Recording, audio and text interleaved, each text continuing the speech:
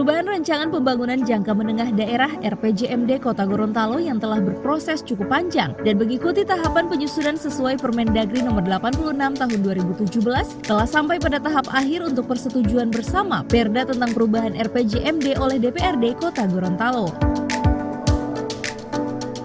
Proses penyusunan RPJMD bukan sesuatu hal yang mudah karena diperhadapkan pada satu panduan maupun pedoman penyusunan dokumen yang cukup kompleks. Mengikuti mekanisme tahapan dan sistematika penyusunan dokumen RPJMD yang menuntut pemahaman terhadap Permendagri dan mengimplementasikan dalam proses penyusunan RPJMD.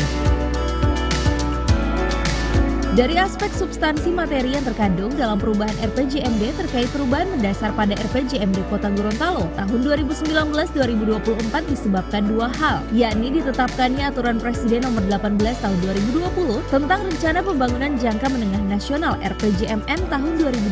2020-2024 dan adanya pandemi COVID-19 sejak tahun 2020 hingga saat ini yang sangat berpengaruh terhadap capaian target asumsi indikator makro pembangunan serta proyeksi kapasitas fiskal daerah yang direncanakan dalam RPJMD Kota Gorontalo tahun 2019-2024 sehingga perlu dilakukan perhitungan dan penyesuaian kembali.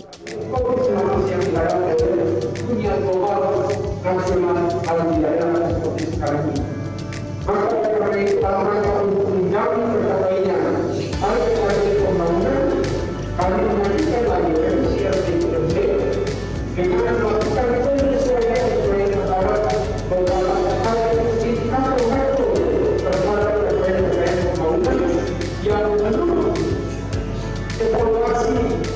dan perkiraan kembalikan pemerintah Kota Gorontalo tidak akan mungkin kita capai sesuai dengan RPJMD yang telah ditetapkan sebelumnya. Maka oleh karena itu kami menyampaikan terima kasih kepada pimpinan dan seluruh RPJMD yang telah merespons secara positif atas pengajuan pemerintah Kota Gorontalo dalam rangka